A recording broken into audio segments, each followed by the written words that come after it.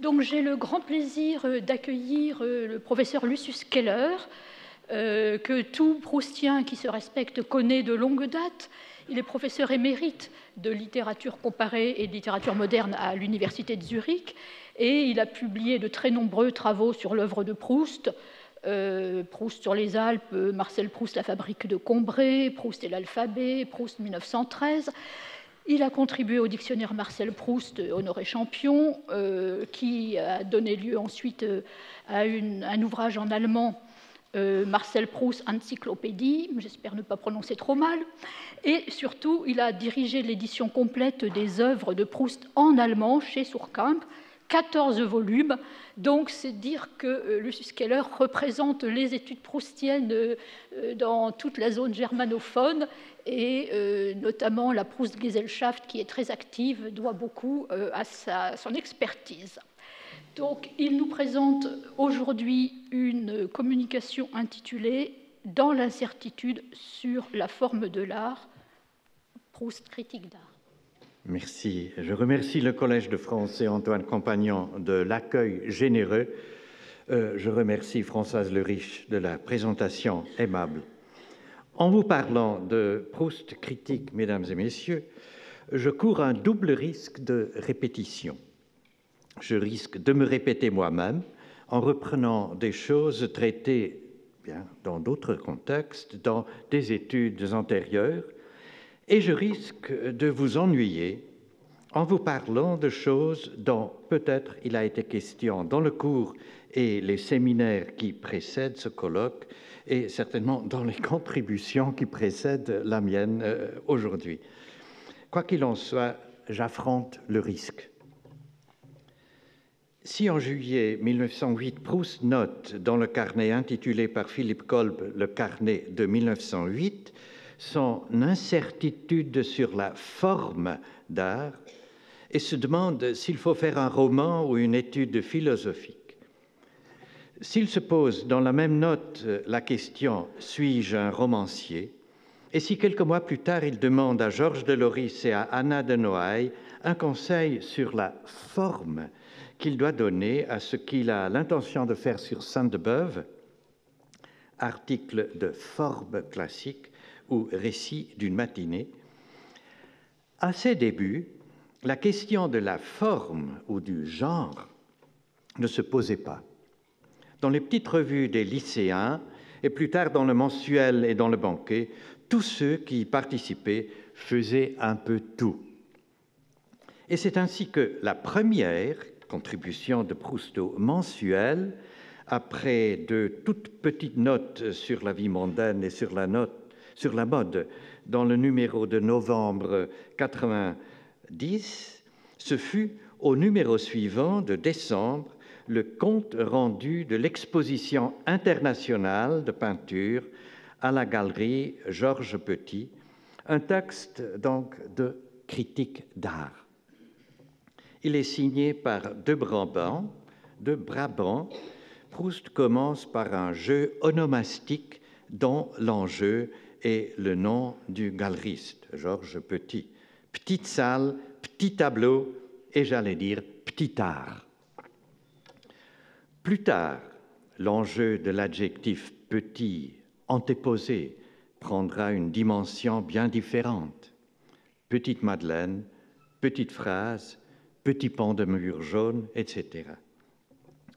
Au numéro 8 du mensuel, en mai 91, paraît une chronique intitulée « Impression de salon » et signée par Fusain. Dans un sens restreint, ce sont là les deux seuls textes publiés de Proust, critique d'art. Bien sûr, il y aura d'autres écrits sur l'art de Proust. Jérôme Picon les a réunis sous ce titre dans un volume de la collection Garnier-Flammarion, et Proust esquissera, sans les publier et souvent sans les achever, d'autres textes de critique d'art.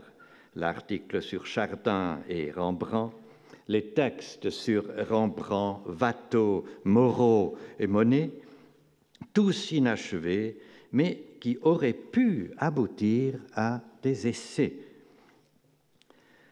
Dans un sens plus large, on peut considérer beaucoup de ce que Proust a écrit sur Ruskin comme de la critique d'art, tandis que les textes sur Dante, Gabriel Rossetti, sur Madame Herbelin et d'autres appartiennent plutôt au genre de la chronique mondaine. Par contre, je range parmi les écrits de critique d'art les 4 portraits de peintres publiés le 21 juin dans Le Gaulois et repris dans Les Plaisirs et les Jours.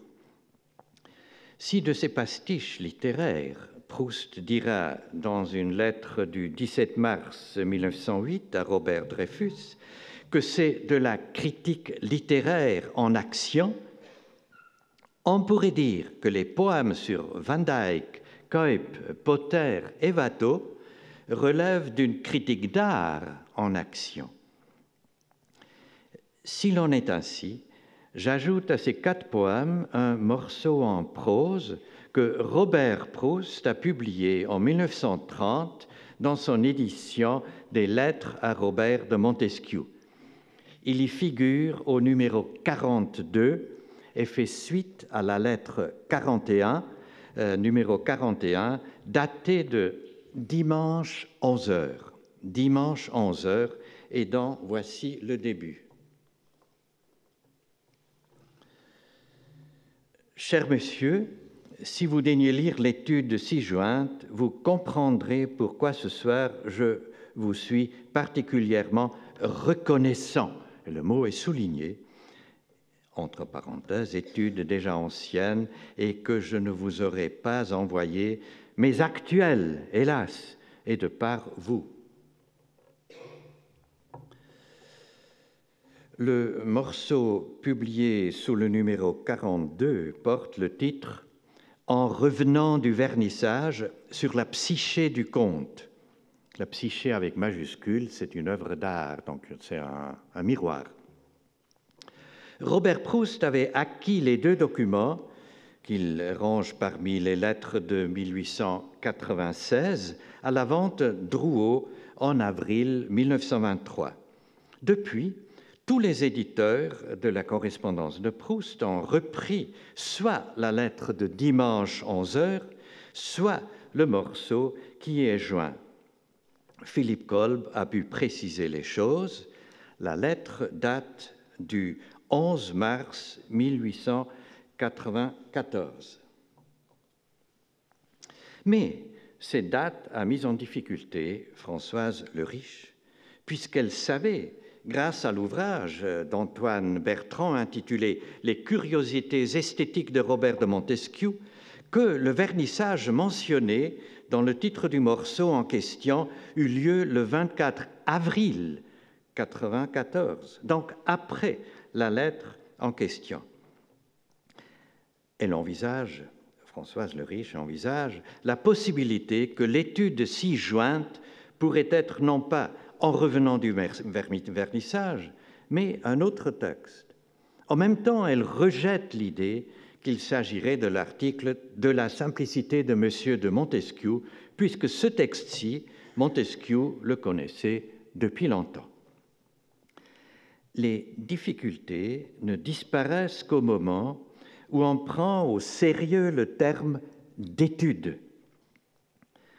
Dans une lettre à Montesquieu du mois de novembre 1993, Proust parle d'un côté de mon article, c'est celui sur Montesquieu, de la simplicité de Monsieur de Montesquieu, et de l'autre côté, il parle de petites études de moi qui vont paraître en revue, dans la Revue Blanche. C'est par le terme d'études que Proust désigne les textes courts, poèmes en prose, aphorismes, portraits de caractère, récits courts, qu'il publie dans Le Banquet et dans la Revue Blanche. Et parmi ceux-ci, il y en a un qui commence par « Soyons reconnaissants aux personnes qui nous donnent du bonheur. Elles sont les charmants jardiniers par qui nos âmes fleurissent. Mais soyons plus reconnaissants aux femmes méchantes ou seulement indifférente aux amis cruels qui nous ont causé du chagrin. Le mot « reconnaissant » souligné dans la lettre nous montre que c'est bien ce texte-ci, cette étude, que Proust joint à la lettre de dimanche 11h. Le texte a paru dans la Revue Blanche en juillet-août 93 et il porte le titre « Éphémère efficacité du chagrin ». C'est ainsi que le morceau, en revenant du vernissage sur la psyché du conte, a été publié dans toutes les éditions de la correspondance de Proust et qu'il ne figure dans aucune édition de ses œuvres. Et il mériterait bien d'y figurer comme exemple de critique d'art en action.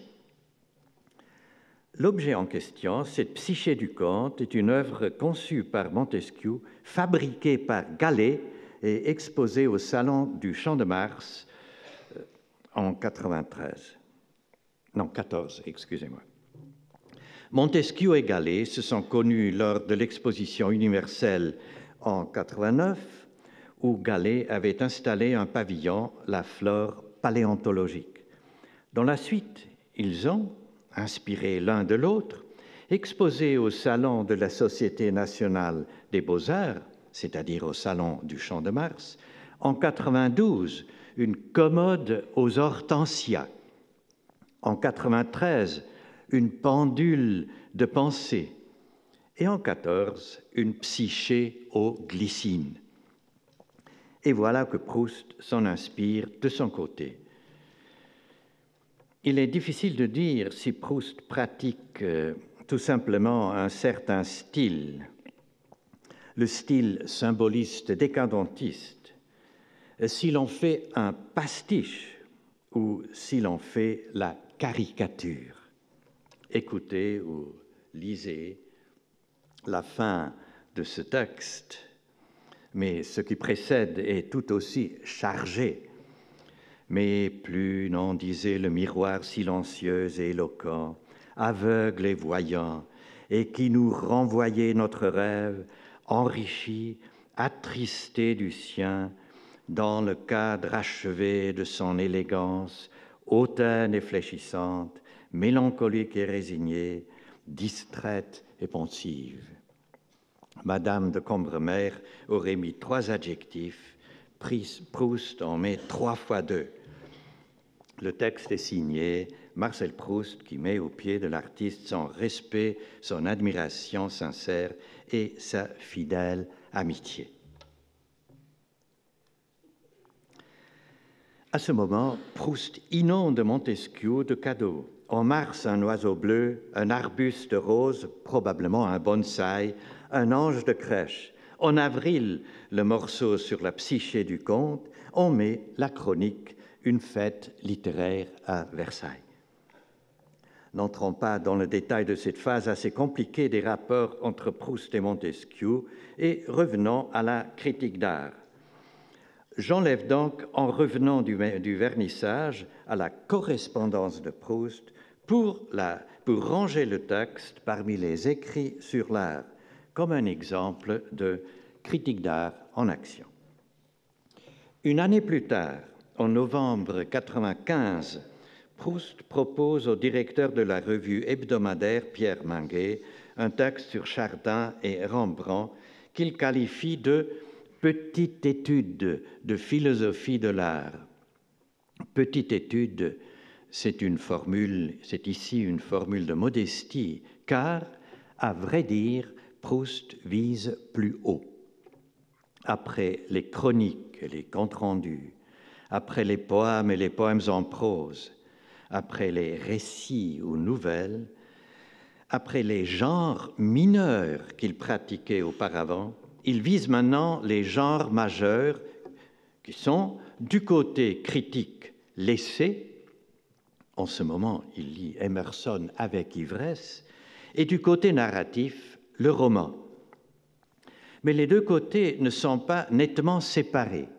Dans Chardin et Rembrandt, Proust imagine un jeune homme dégoûté par la banalité des objets qui lui tombent sous les yeux chez lui, se rend au Louvre et découvre les mêmes objets, mais transfigurés par l'art de Chardin.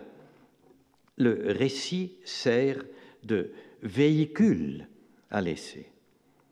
De manière analogue, dans Jean Santeuil, pareil dans les chapitres sur Illier, sur Begmeil, sur les réveillants à la belle saison, la critique d'art sert de véhicule au récit. C'est ainsi que certaines pages du roman se présentent comme une réflexion sur tel tableau ou tel peintre, ou comme une réflexion de tel tableau et de tel peintre. Je rappelle une remarque sur une voisine des Réveillants à la campagne, la princesse de Durem, cette princesse de Durem qui, avec un goût exquis d'ailleurs, sans altérer le style du château, avait emporté avec elle les Claude Monet, les Pissarro, dont elle pouvait le moins se séparer, ceux qui de plus correspondaient le mieux à la nature du pays où elle se trouvait. Or, le pays où elle se trouve évoqué dans le contexte du roman par des tableaux littéraires qui s'inspirent précisément de Monet ou de Pissarro. L'écriture romanesque est en même temps critique d'art en action. À un certain moment, vers 1900, la critique d'art semble même l'emporter sur le roman.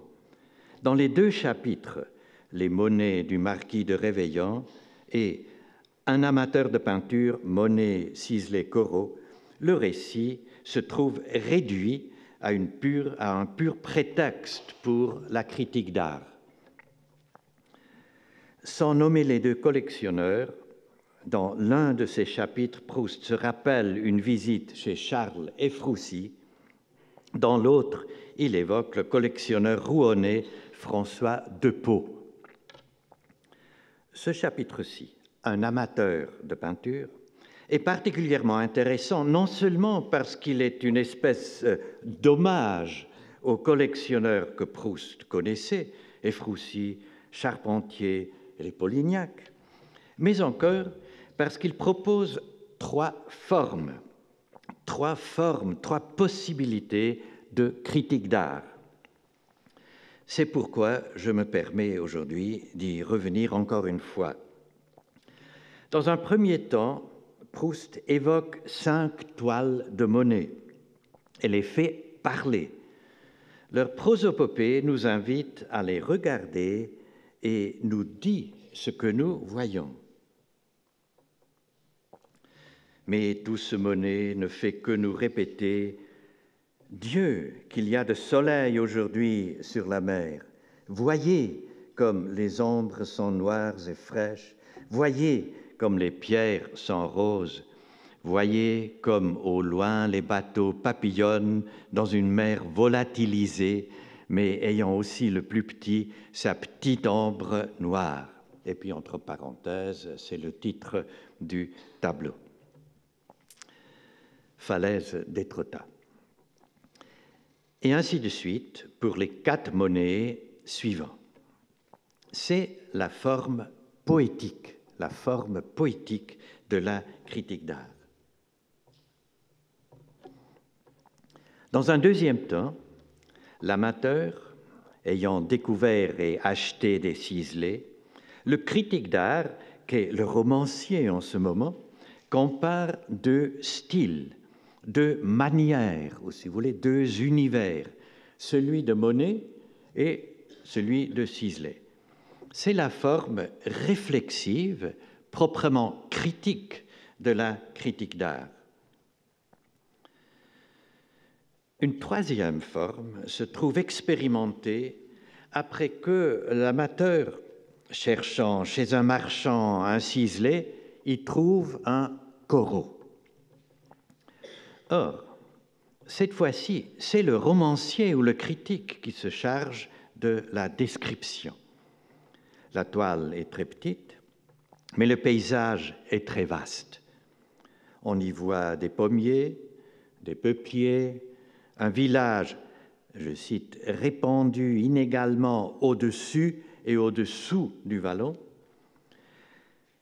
Dans la description sont insérés des renvois au tableau précédent de Monet et de Sisley, des réflexions sur la structure spatiale du tableau et sur la pensée répandue dans le tableau, et aussi des souvenirs évoqués par un « nous », et par ce « nous » en glisse du discours critique où c'est l'auteur qui parle, au récit de souvenirs où c'est un narrateur qui parle.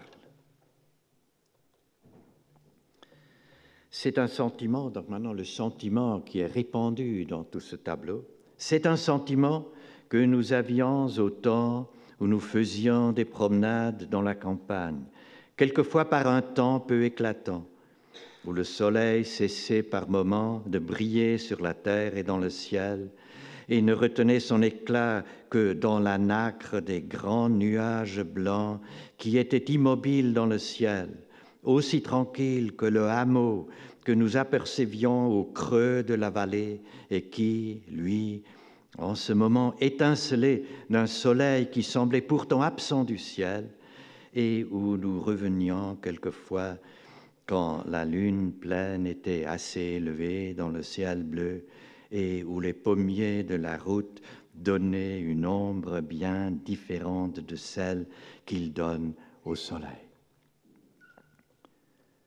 Sommes-nous dans Jean Santeuil? Où sommes-nous dans Sur la lecture? Où sommes-nous dans Combray? Nous nous trouvons au moment où Proust est en train de trouver le ton, ou si vous voulez, le parfum de Combray, de trouver aussi ou d'expérimenter une forme de discours où se juxtaposent et s'alternent, parfois même se pénètrent mutuellement, récits, descriptions et réflexions, forme que l'on retrouvera dans À la recherche du temps perdu. Dernière remarque sur le Corot de l'amateur de Rouen. Dans le dictionnaire Marcel Proust, on propose qu'il s'agit de la toile de Corot intitulée « Petit Chavy ». Pourtant, je ne trouve ni dans Petit Chavy ni dans le reste de l'œuvre de Corot, réunis dans une même toile, des pommiers, des peupliers et un village répandu au-dessus et au-dessous du vallon. D'autre part, je trouve des pommiers et des peupliers dans un Monet de 78, ayant appartenu à F. Roussy, et dans un paysage de Pissarro de 73. Dans ce paysage de Pissarro, je trouve un village répandu au-dessus et au-dessous d'un vallon. À mon avis, l'amateur de Rouen achète un tableau provenant de l'atelier de Marcel Proust, qui compose un pastiche, qui pratique une fois de plus ce que j'appelle la critique d'art en action. On peut dire que Proust s'est bien préparé à la tâche. C'est pendant les années où il s'occupe de Jean Santeuil qu'il fait la connaissance de connaisseurs et de collectionneurs, Strauss et Froussy avec sa Gazette des Beaux-Arts, Charpentier, les Polignac. Et depuis le début des années 90, il visite les expositions et les salons et les musées. J'en ai dressé la liste approximative et certainement encore lacunaire. À cette liste, on devrait ajouter, je le sais bien, une liste des ouvrages d'histoire de l'art, des catalogues et des reproductions que Proust a lus et connus. Dans des études précédentes, j'ai suivi quelques traces, soit évidentes, soit cachées, de ces visites et lectures dans l'œuvre. Aujourd'hui, je ne rappelle que les pages sur Rembrandt, écrites après la visite de l'exposition Rembrandt à Amsterdam en 1998, et qui me suggèrent une remarque sur le genre de l'essai tel que Proust le pratique. Si la critique d'art envahit, comme nous venons de le voir à propos de Jean Santeuil, la fiction envahit aussi l'essai. À la fin de l'essai sur Rembrandt, l'auteur, ou disons plutôt le narrateur, qui dit tantôt je, tantôt nous, se souvient d'avoir rencontré dans l'exposition Rembrandt à Amsterdam Ruskin, peu avant sa mort. Ruskin face à face avec Rembrandt, l'un regardant l'autre. Scène où la fiction fait intrusion dans la réalité de l'essai. La salle de musée en est le cadre idéal. Dans la scène de la mort de Bergotte, on verra que la salle de musée est aussi le cadre idéal pour l'intrusion de la critique d'art dans la fiction. Avant de m'arrêter à cette scène, je fais un petit détour. Quand Proust partait en 1998 et en 1902 pour la Hollande, peut-être avait-il lu ou emportait-il avec lui un manuel intitulé « Musée de la Hollande », 2 volumes parus en 58 et 60 chez Jules Renouard. On y peut lire que Vermeer était un artiste bizarre. Et à propos de la vue de Delft, dans le tableau de La Haye, vue de Delft, du côté du canal, il a poussé les empattements à une exagération qu'on rencontre parfois aujourd'hui chez M. de Camps. On dirait qu'il a voulu bâtir sa ville avec une truelle, et ses murs sont de vrais mortiers. Trop est trop. Rembrandt n'est jamais tombé dans ces excès. Si l'empâte l'éclaire quand un vif rayon fait jaillir une forme, il est sobre dans les demi-teintes et il obtient la profondeur des ombres par de simples et légers frottis. Ce qui est curieux, c'est que l'auteur de ces lignes est en même temps celui qui, quelques années plus tard, a fait connaître au public français Vermeer, Théophile Thoré, où il s'appelle aussi William Burger, Thoré Burger, Burger ou Burger Thoré. Or, les paroles de Bergotte mourant sont comme la réponse de Proust, critique d'art, aux lignes que je viens de citer. C'est ainsi que j'aurais dû écrire. Mes derniers livres sont trop secs. Il aurait fallu passer plusieurs couches de couleurs, rendre ma phrase en elle-même précieuse, comme ce petit pan de mur jaune. Au lieu d'un trop d'empattement, Proust reconnaît dans Vermeer ce que l'on pourrait appeler la profondeur de la surface, un fini et qui n'est pas virtuosisme, mais signe de profondeur.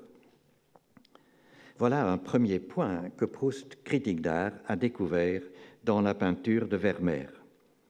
En voici un deuxième.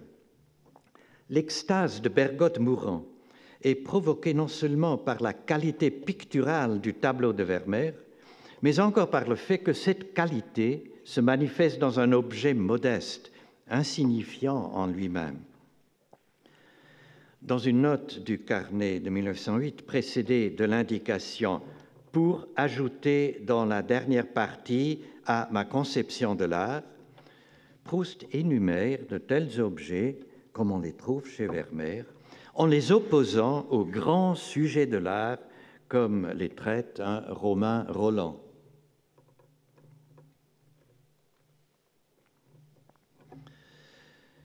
Aussi ne pouvons-nous pas nous intéresser quand on nous parle d'un art plus humain, moins humain. Cela n'a pas de sens pour nous.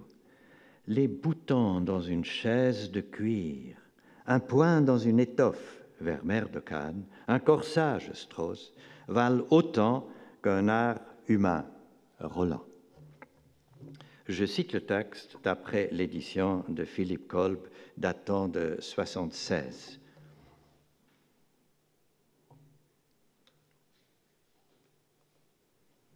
Le tableau en question est intitulé tantôt « La servante endormie », tantôt « Une jeune fille assoupie ». Il se trouve aujourd'hui au Metropolitan Museum à New York. Proust l'a vu peut-être en 1907 chez le marchand de tableaux René Gimpel.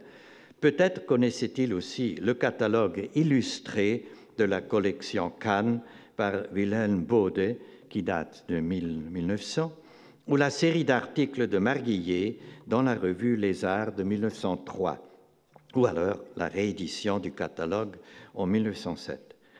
Le tableau montre une jeune femme assise à une table couverte d'une nappe en désordre et où sont posés une carafe et un verre presque vide. Elle dort, ses joues sont rougies. Allons au-delà de la surface. Elle est ivre. Elle a bu après une déception amoureuse. À gauche, en haut, on devine le tableau de César van Everdingen qui représente Eros, tableau ayant appartenu à Vermeer. À droite et derrière la jeune femme, on voit la chaise au bouton, et à droite, le cuir est déchiré, ce qui n'est pas sans signification. Proust note les boutons dans son carnet et il s'en souvient dans la deuxième partie des jeunes filles quand Marcel, d'ailleurs ivre, tombe en extase en apercevant les boutons en métal de la tunique d'un vieil employé des chemins de fer. Peu avant, une extase analogue est provoquée par la couleur bleue du store de la fenêtre du wagon. Le jaune du petit pan de mur, le bleu du store et les boutons en métal, autant d'éléments vermeeriens que le critique d'art passe au romancier. Déjà, du côté de chez Swann, les deux, le critique d'art et le romancier, collaborent à propos de Vermeer. Quand Swann voudrait se rendre à Brunswick et à Dresde pour vérifier son attribution à Vermeer d'une toilette de Diane achetée par le Moritz Heuss comme un Nicolas Maas, le critique d'art sait que l'entremetteuse à Dresde appartient, comme la toilette de Diane, à une première manière de Vermeer. Mais le romancier choisit Brunswick et Dresde parce qu'il veut inscrire au-dessous de la surface une autre couche de signification.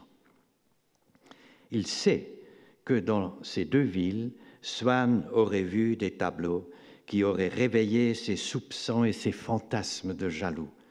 À Brunswick, la jeune femme au verre de vin, c'est une scène de séduction, et à Dresde, l'entremetteuse.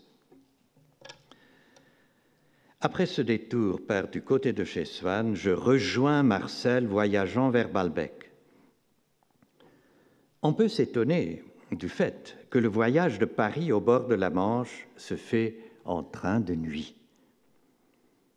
Or, Proust en a besoin, car il veut inaugurer la partie de la recherche que l'on pourrait appeler la journée impressionniste du roman par un lever du soleil, comme l'impressionnisme est inauguré par le soleil levant de Monet.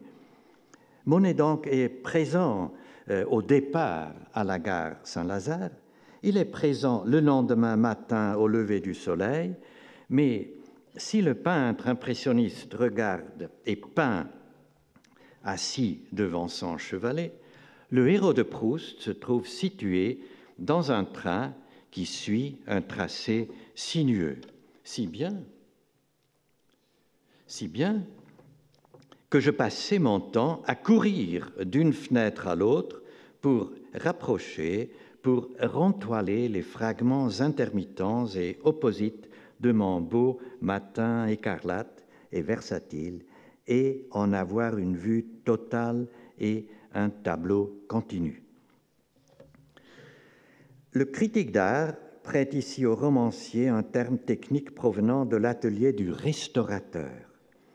Seulement, le terme n'est pas tout à fait exact, car il ne s'agit pas de poser une toile neuve au revers d'une toile originale et usée, c'est le sens de rentoiler, mais de coller ensemble des fragments, des vues différentes d'un même spectacle. Autrement dit, Proust fait un collage. Si le train en mouvement rappelle le futurisme, la composition du tableau par des fragments collés les uns aux autres renvoie au cubisme.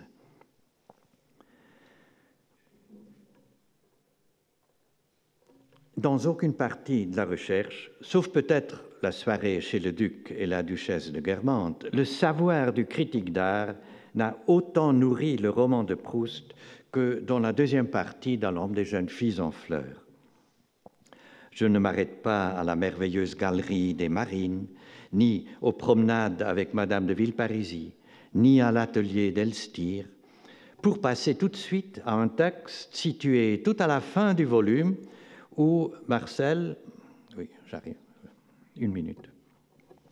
où Marcel, après le départ des jeunes filles, évoque et se rappelle les visages différents de ses amis. En écrivant ces pages, Proust pense peut-être à des portraits de Helleu et plus spécialement à ses études de Helleu ou de Watteau ou de Delacroix, où plusieurs têtes de femmes ou de jeunes filles sont réunies. Quoi qu'il en soit, il s'exprime en connaisseur, en critique d'art, considérant les traits, le dessin, la coloration et l'éclairage de chacun des visages évoqués. Voici un passage concernant l'éclairage, de sorte que des visages peuvent être construits de façon dissemblable selon qu'ils étaient éclairés par des feux d'une rousse chevelure, d'un teint rose, par la lumière blanche, d'une mate pâleur, s'étiraient ou s'élargissaient, devenaient autre chose, comme ces accessoires des ballets russes consistant parfois, s'ils sont vus en plein jour, en une simple rondelle de papier, et que le génie d'un Bakst, selon l'éclairage incarnadin ou la lunaire où il plonge le décor, fait s'y incruster durement comme une turquoise à la façade d'un palais, ou s'y épanouir avec mollesse, rose de Bengale, au milieu d'un jardin. Ainsi, en prenant connaissance des visages, nous les mesurons bien, mais en peintre, non en arpenteur. Rose de Bengale au milieu d'un jardin nous renvoie au bosquet de roses de Pennsylvanie, ornement d'un jardin sur la falaise, auquel les jeunes filles sont comparées lors de leur apparition. La simple rondelle de papier transfigurée par l'art de Bakst nous renvoie au bouton dans une chaise de cuir ou au pan de mur jaune transfiguré par l'art de Vermeer, et en même temps à tous ces objets qualifiés de petits, transfigurés par l'art de Proust. Mais les considérations sur l'éclairage et celles sur le dessin et la coloration qui précèdent et qui accompagnent le thème des jeunes filles, dès le début, nous renvoient à Proust, critique d'art, à son savoir, à sa compétence de critique d'art, et témoignent en même temps, bien sûr, de sa compétence de romancier. Merci.